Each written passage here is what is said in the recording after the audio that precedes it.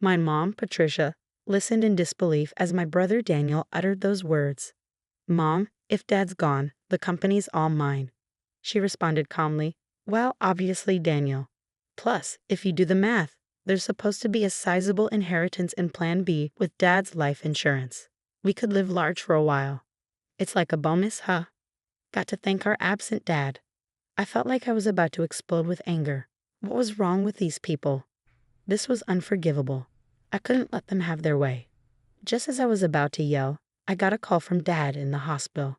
This story goes back a few months. My name is Christopher. I'm a 33-year-old architect working at a design firm. I moved out of my family home and now live alone in a nearby condo. Being single is a little lonely, but I love my job and live a fulfilling life every day. Today is a day off, and I have plans to meet with my dad, James. Ah, Christopher, how have you been? Dad showed up for our meetup with his usual warm smile on his face. Dad, long time no see. Have you lost some weight? Running a business must be tough work. Keeps me busy, but I'm doing well. Let's get going. I occasionally meet up with my dad like this to catch up over a meal. Today, Dad invited me to join him for some volunteer work. We're at a small children's care facility on the outskirts of town. Hello, Mr. Smith. James, Christopher. Hello and thank you for coming today. We were greeted by the friendly face of the elderly director. Dad and Mr. Smith were chatting away warmly. Turns out, my dad grew up in this facility. After leaving it, he put himself through college and started his own architecture firm. Even without any relatives to rely on, he made it on his own efforts, and I've always admired him for that. On his day off, Dad often invites me to volunteer at the facility with him. Since we both have backgrounds in architecture, we can repair furniture and playground equipment. James, Christopher, you've helped a lot today. After finishing our repairs on beds, chairs, and swings, Mr. Smith thanked us as we were leaving. I felt good about making a difference, and for Dad, visiting Mr. Smith, who's like a father to him, must be important. As we strolled side by side, contemplating where to grab a bite, a sleek black luxury car pulled up next to us. The window rolled down, and out popped my mom. Behind the wheel was my brother Daniel. Well, look who it is, back from the care facility again, Mom said, her tone dripping with sarcasm. It's embarrassing to have a dad without parents. Can we stop this already, Mom? Let's go, my brother spoke, chomping on his gum. I wanted to retort to tell him that he should be the embarrassed one, an adult with no stable job and dyed hair. But I held back. There was no point in saying anything to these people. It would be a waste. Daniel and I are going to dinner. You two can grab some fast food and don't forget to fold the laundry, all right? Patricia, my mom, responded without waiting for a reply. Without another word, she rolled up the car window, and they drove off. Dad and I just watched them go, saying nothing. Mom and my brother looked down on Dad, belittled him at every turn. Honestly, Mom might be beautiful on the outside, but that's about it. The reason they can do all this is that they're basically living off Dad's income. They've been trash-talking him for as long as I can remember, saying he's a deadbeat from an orphanage, that he has no ambition or excitement in his life. They probably only see Dad as a wallet that listens to their every demand. What's worse, my brother Daniel eats all of this up and joins in on making fun of Dad. Our family has 2 kids, but Mom has always lavished her love only on Daniel. She's pretty much ignored me, giving Daniel whatever he wants whenever he wants. Thanks to that, Daniel still clings to Mom like a child. Even in his 30s, he still calls her mommy and lets her dictate even what he wears and eats. When I heard that Mom accompanied him to every driving lesson, I was floored.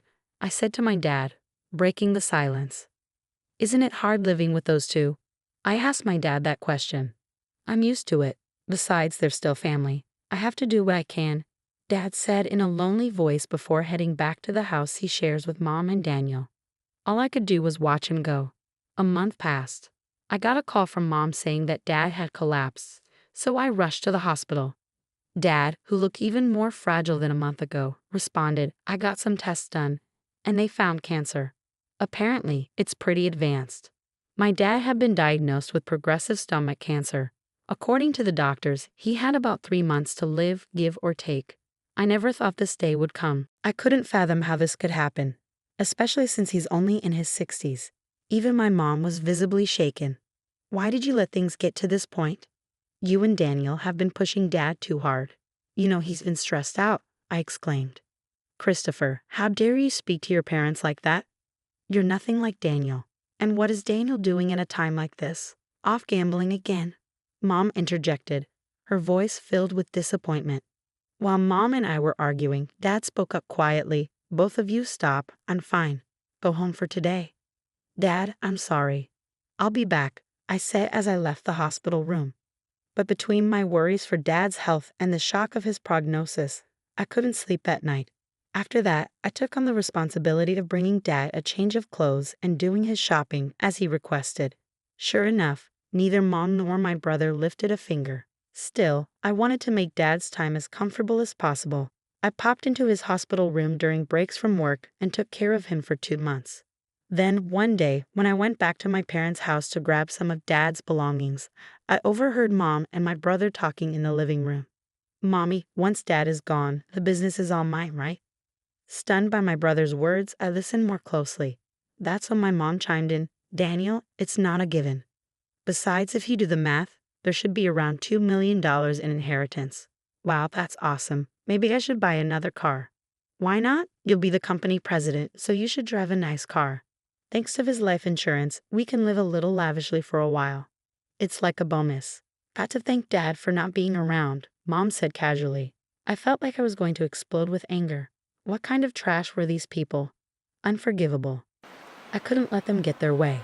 Just as I was about to unleash my anger, I received a message from Dad. Christopher, can you come to my hospital room alone? I managed to contain my emotions and went to see my dad. He had lost even more weight recently and his complexion looked bad. Christopher. Thank you for always being there, I said to my dad as I sat next to his bed. What are you talking about, Dad? Just tell me what I can do to help. I replied, trying to keep my voice steady. Dad hesitated for a moment before speaking, his words heavy with importance. There's something important I need to talk to you about, he began. I listened quietly, holding back the tears, as I responded, visiting hours are almost over, so I'm going to head out. But about what we discussed, Dad, just focus on taking care of yourself for now. Ah, thank you, Christopher. See you later, he said weakly. In the end, that was the last conversation I had with my dad. He took a turn for the worse shortly after and passed away the next day. I held my emaciated father's hand in the hospital room and cried. My mom and brother also put on a show of tears, but only this time, things got pretty tough. After that, Mom was technically in charge of the funeral, but of course, she didn't lift a finger. Instead, she showed up at the funeral all dolled up in makeup and tried to cut corners on the costs. He doesn't even have any relatives. Why not keep it simple? Dad's co-workers and business associates are coming to the funeral. Don't embarrass us with that kind of talk, she remarked. Today, while getting his necktie tied by Mom, Daniel chimed in, just do what Mom says. Don't waste money on a dad like that. Daniel, just be quiet. If it's about money, I'll handle it. At least let me give Dad a proper send-off, I said firmly. So I ended up taking charge of the entire funeral. It seemed Dad was well loved by many people. Lots of folks came to pay their respects, which made me really happy. About a week had passed since the funeral ended, and that's when Mom spoke up. Now that we're a family of 3, finally got that person out of the picture. Now the $2 million inheritance is all ours, right? Daniel and Dad's company too. Man, I'm finally going to be the boss. Listen up, Christopher, you better give up your inheritance. Just after the funeral had ended, they were already talking about this stuff. Annoyed, I replied. Dad had already arranged all the inheritance matters with the lawyer. I have the contact details. What? Why didn't you say that sooner? Call the lawyer right now, my brother exclaimed. That's right, Christopher, hurry up, added my mom. So I dialed the number on the business card that Dad had given me. Not long after, the lawyer arrived, a woman in her mid-30s. I'm Attorney Williams. I've been authorized by James to handle matters concerning the inheritance. I'm very sorry for your loss, she said while shaking hands. My brother Daniel remarked, Wow, I thought lawyers were all old dudes. You're quite the looker. Got a boyfriend. Oh, Daniel, do you like her? Mommy prefers someone younger. Knock it off, both of you, I scolded. Thank you for coming all this way.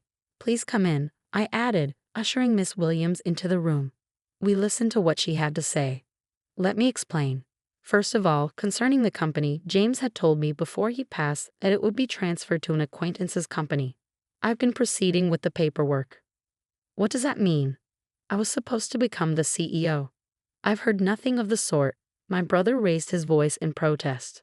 For the sake of the employees, the company will be merging with a trusted and skilled company that your father was fond of.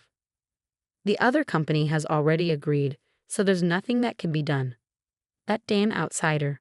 Damn it, my brother exclaimed. My mom hurriedly chimed in, Daniel, calm down. The inheritance is ours, right? It should be around $2 million, shouldn't it?